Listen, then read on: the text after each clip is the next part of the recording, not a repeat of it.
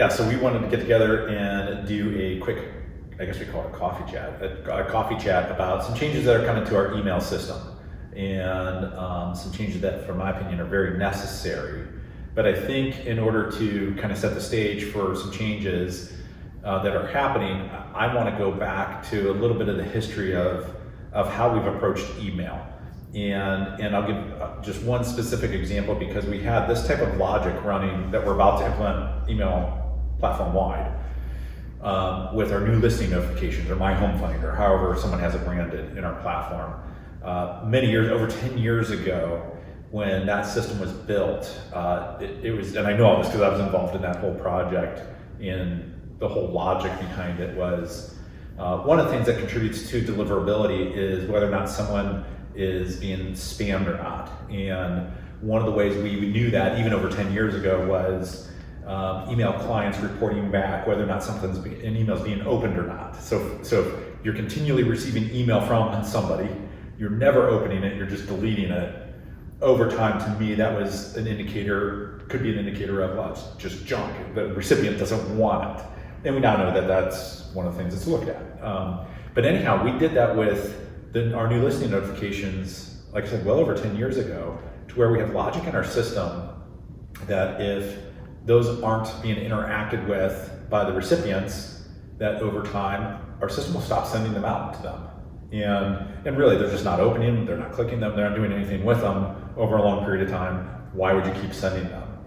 And that really worked for us, because I can remember a lot, over the years, a lot of people would use our email notification, or our new listing notification system, because ours worked and went into the inbox where the MLSs didn't. They didn't know why, and I knew, and I would kind of laugh like that, because I'm like, yeah, I know this is secret. This is our secret behind why ours are deliverable and why ours are making it to an inbox. So it's really important. I think that's one aspect of why we're making this change. But I don't know if someone wants to get into the changes that are being made or that are coming. Right. So, I mean, ultimately, the purpose of the conversation is to talk about deliverability and why. And before we can talk about the why and the importance of deliverability, it's important to talk about the changes that we're going to be making. So, Harley, you've been spearheading these big server reputation changes. I've been spearheading this. So, talk a little bit about what changes are coming to the Delta side. Specifically, the kind of functionality that Mike laid out is what we're adding to a few other systems throughout the DeltaNet platform, the kinds of emails that we send out. So the whole idea is that if a customer doesn't, not just interact with an email, but doesn't show any kind of engagement at all over a certain period of time, the system will then warn them that these emails will be stopped if you don't engage in some way. And really, even opening the email is enough. So if that happens, they can either choose at that point through a link that's pointed out right there at the top of the email. If you want to continue to receive these, click on it and they'll keep getting the emails, nothing changes.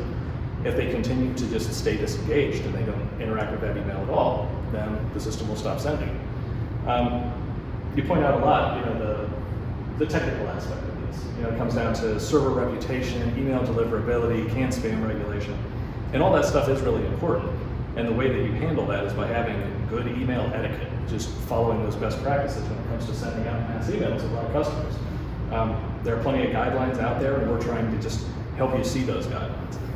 But even beyond the technical side of this, and the idea that we have to, the CAN spam act is a real thing. So we have to make sure that we're operating within those guidelines. We want to make sure that our server reputation stays really high so that emails that are sent out from us are more likely to be delivered. And that's all very important.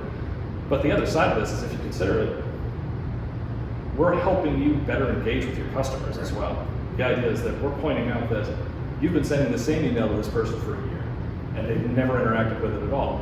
So that's not the right email for them. Either that's not the right email, something about the marketing plan isn't lining up, doesn't fit. So part of the functionality of this is we're pointing that out and saying that these customers have disengaged. So we've stopped sending them email automatically, but you can still email them directly. And you can still set them up for different kinds of emails, different kinds of communication, or even reach out to them to try and foster that engagement again. So the whole point is, even beyond the technical side, let's point out that this strategy isn't working. So it gives you the opportunity to make changes to it, change your strategy that's going to work better. Absolutely. I mean, as a sales professional, one of the most important things as a sales rep is that you want to make sure your email and your communications are getting to your customer. And so when you talk about deliverability and the importance of making sure you're sending valuable communications to your customer, the technical thing that we're doing is opting customers that are disengaged out of receiving communications, and beyond them no longer receiving automated communications, we're notifying the agent. So that sales professional knows this person is a disengaged customer to drive additional activity. And as you stated, I think it's very important to get across, you as the agent or as a sales professional using the system can still directly email them, you can still communicate with them, you can opt them back into receiving communications, but it is designed to notify you, this person's disengaged, stop sending them email that's not engaging to them, because in the long term, that's going to hurt the deliverability of all of your communications. If customers are flagging those as spam or they're deleting them instantly, as you mentioned. So it's really, really important that you as the agent or the sales professional understands that this is designed to drive more engagement. And as I say with DeltaNet 7, the data is there to tell you a story. When you log in, you know who's engaged, you know who's disengaged, and as a sales professional, that changes the way you're going to communicate and target those prospects that are in your database. And email etiquette rule number one, and there are a bunch of guidelines when it comes to how you should go about sending email, especially mass email. Rule number one is send them email they want to get. And if you go a year sending them the same email and they never open it, that's probably not the email they want to get. Right, and I would use this as an opportunity to transition a little bit into a deeper conversation as well about email etiquette. As you had mentioned earlier, here's a real world example that I discovered as I was analyzing the email usage and the email deliverability of brokerages on our platform over the last few months. As one example, a brokerage on our platform that sent millions of emails in the course of a year, they had one agent in this organization with roughly 80 agents that was responsible for 70% of the email being sent. And Harley has this handy tool that allows you to see how many of those emails are getting flagged as spam, and what does that ultimately do to your domain's reputation and other ramifications as your email gets flagged as spam. And this one agent, even in the course of a month, was responsible for dozens and dozens of spam flags. And so it's important when you think about how you email on the DeltaNet that you're not spamming your customers, you're giving them content that actually is important to them.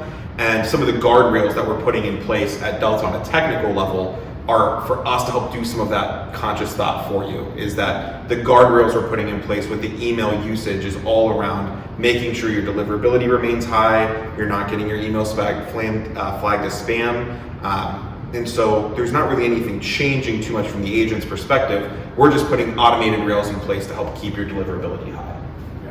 Yeah, and I think that's and the kind of last area that I want to talk about is just the goodwill that you have with people. So when you're doing marketing, and just think of the email marketing that you receive personally, it gets frustrating when, I know for me, some of the websites I've bought things off of, or some of the, and then I'm starting to get emails every single day and I'm deleting them every single day. You actually start to get to a point where if you have someone that is emailing people on behalf of your brand, let's say you own the real estate company, or think of yourself even as well as a realtor, you don't want people to have a negative outlook towards you.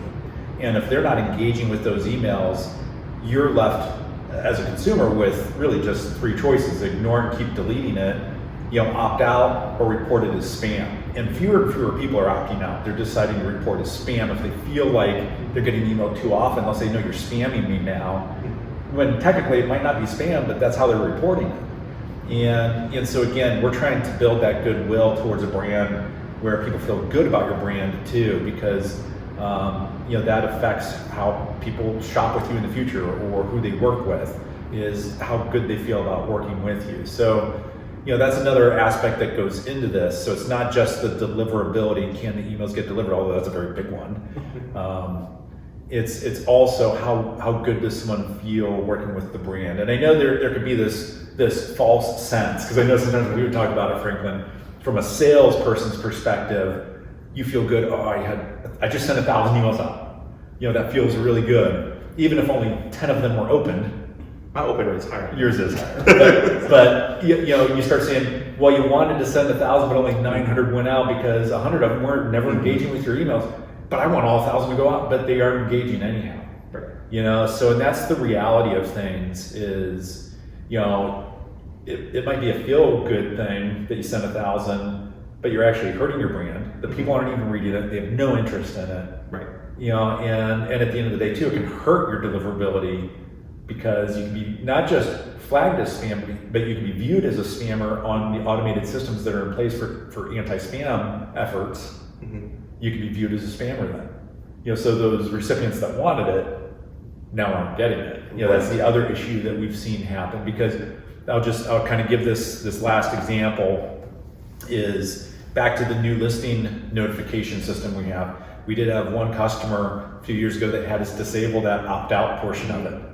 And the irony is we have one customer that had issues with deliverability of those emails in the past few years, and it was that customer.